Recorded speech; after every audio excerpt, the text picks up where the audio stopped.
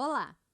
Esta aula tem enfoque em cirurgia pré-protética, elaborada pelo professor doutor Ângelo Luiz Fredo e pela professora doutora Adriana Corsetti. Também conhecida como cirurgia paraprotética, são todos os procedimentos cirúrgicos que tenham por finalidade o favorecimento da propedêutica protética, visando a recuperação funcional e estética do paciente. A perda do dente natural provoca alterações locais tanto no osso como na gengiva. Um edentulismo pode ser único e imediato, múltiplo e progressivo na sua extensão, vindo a alcançar a totalidade da área alveolar. A consequente ausência de estímulo direto das forças mastigatórias, somadas às condições individuais sistêmicas de cada paciente, tornam imprevisível o padrão específico de reabsorção óssea. Assim, as alternativas para a correção desta natureza variam, a partir das condições morfológicas, das estruturas receptoras, especialmente dos processos alveolares, a extensão e o tipo de prótese desejada para a reabilitação.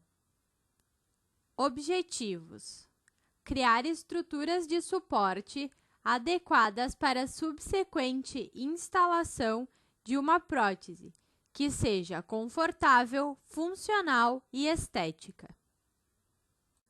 Características de um rebordo adequado: ausência de condições patológicas, relação apropriada dos maxilares no sentido antero-posterior, transversal e vertical, processos alveolares o mais largo possível, com configuração adequada, ausência de protuberâncias ou irregularidades nos tecidos ósseo e mole, profundidade de vestíbulo adequada, quantidade óssea adequada para a possível colocação de implantes. Classificação didática: plástica dos tecidos duros, plástica dos tecidos moles. Avaliação do paciente. Anamnese: conhecer tratamentos protéticos anteriores, os objetivos estéticos e funcionais desejados e se expectativa pode ser alcançada. Exame clínico: avaliação do tecido ósseo de suporte, avaliação dos tecidos moles. Exames por imagem, exames complementares e estabelecimento do plano de tratamento. Cirurgia pré-protética, tecidos moles.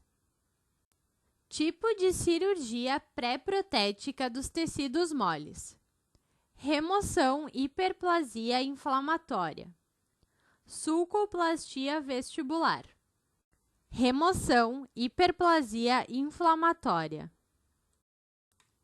Técnica cirúrgica: antisepsia, anestesia regional ou terminal, imobilização dos tecidos moles, incisão, exérese da lesão hiperplásica, hemostasia, sutura da lesão, encaminhamento da peça para exame histopatológico.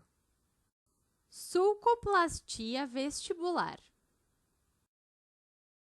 Técnica cirúrgica: antisepsia, anestesia regional ou terminal, incisão no rebordo alveolar com divertículos, descolamento mucoperiostal, exposição da crista alveolar e regularização da mesma, sutura da mucosa vestibular em fundo de sulco, instalação e fixação da prótese guia para cicatrização dos tecidos, encaminhamento da peça para diagnóstico histopatológico.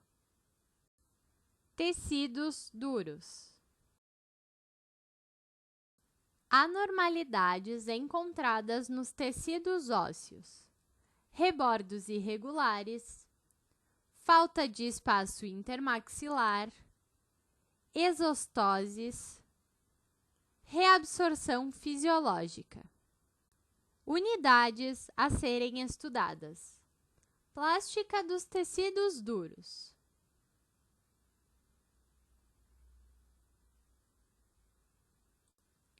alveoloplastias. Objetivo: corrigir irregularidades do rebordo alveolar pós-exodontia simples, múltipla ou no rebordo alveolar já edêntulo. Vantagens: reposição protética mais breve, rapidez da cicatrização e ausência de espículas ou áreas pontiagudas no rebordo alveolar. Manobra de Chompré-Hirondelle.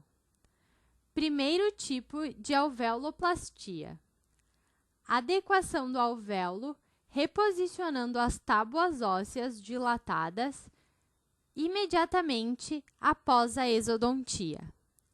Técnica: pressão bidigital sobre estruturas ósseas alveolares com a finalidade de fazer com que o alvéolo dilatado volte à posição primitiva, favorecendo a estabilização do coágulo, o reparo tecidual e uma instalação protética futura.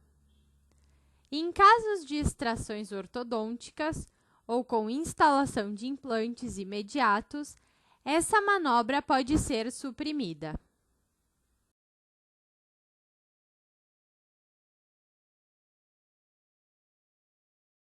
Alveoloplastia simples. Corretoras. Esta intervenção tem sido cada vez mais conservadora, limitando-se à remoção de zonas retentivas e cristas ósseas interdentais salientes. A alveoloplastia pode ser unitária, quando aplicada à extração de um dente. Na alveoloplastia múltipla, deve-se regularizar a região operatória, resultando em um rebordo regular, livre de topografias salientes ou retentivas. Técnica cirúrgica. A técnica cirúrgica de alveoloplastia é sempre a mesma e consiste em expor a área óssea-alvo após anestesia local da região e ostectomia do tecido ósseo, na menor quantidade possível. Caso clínico: proceder com as extrações dentárias, expor a área óssea com incisão em envelope ou com relaxante, divulsão do retalho mucoperiostal. Plastia dos tecidos duros. Essa alveoloplastia pode ser realizada com alveolótomo ou pinça-goiva e finalizada por uma lima óssea, ou pode ser realizada com uso de broca esférica multilaminada em baixa rotação e com irrigação abundante de água ou soro fisiológico. Objetivo: corrigir irregularidades ósseas da face vestibular. Irrigação abundante para remoção de fragmentos ósseos. Sutura justaposta. Orientações pós-operatórias. Observar que, mesmo no pós-operatório recente, já observa-se padrão de cicatrização sem áreas afiladas ou irregularidades, com preservação da altura óssea. Alveoloplastia simples. Dente em sobreoclusão. Extrusão dentária. Extrusão dos elementos 17 e 18. Observar raízes e altura até seio maxilar. extração dos elementos dentários. Regularização com alveolótomo e lima óssea. Remoção do excesso de tecido gengival. Sutura com coaptação bordo a bordo. Tuberoplastia. Tuberoplastia bilateral.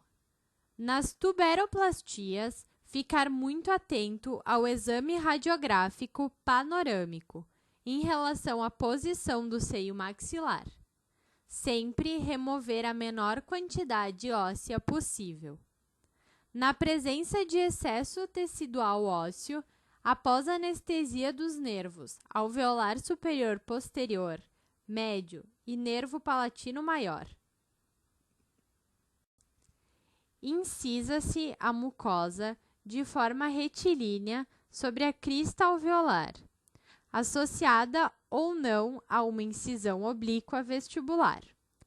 Após o descolamento subperiostal, segue-se a osteoplastia, com instrumentos manuais ou rotatórios, aplicados cuidadosamente, de forma a evitar exposição desnecessária do seio maxilar.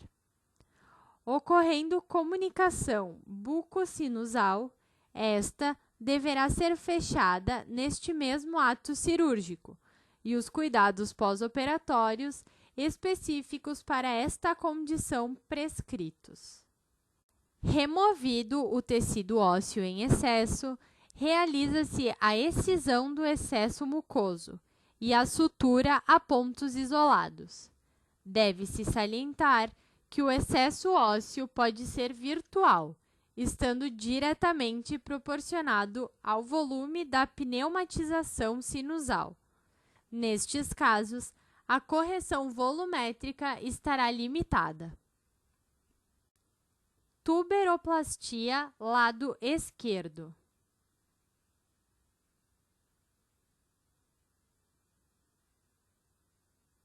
Imagens do pré-operatório, pós-operatório após 7 dias e pós-operatório após 30 dias. Toros. A remoção do tóros envolve a correção de protuberâncias ósseas com manifestações clínicas de diferentes tamanhos e formas, variando desde uma exostose única e suave até massas elevadas e multilobuladas. Anormalidades dos tecidos ósseos: toro palatino, toro mandibular, exostoses vestibulares e exostoses palatinas laterais. Toro palatino. Indicações para remoção cirúrgica: dificuldade de fonação, de deglutição, ulcerações persistentes na mucosa, instalação de prótese total ou parcial e expansão maxilar. Técnica cirúrgica para remoção de toro palatino: antisepsia, anestesia e incisões. Para remoção cirúrgica do toro palatino, recomenda-se anestesia de bloqueio regional dos nervos palatinos maiores bilateralmente e nasopalatino. A incisão linear sobre linha média com 1 a 2 divertículos nas extremidades, formando Y ou duplo Y. Respeita a anatomia vascular das artérias palatinas e nasopalatina. A dissecção subperiostal deve ser cuidadosa, sendo os retalhos afastados por reparo lateral com fio de sutura.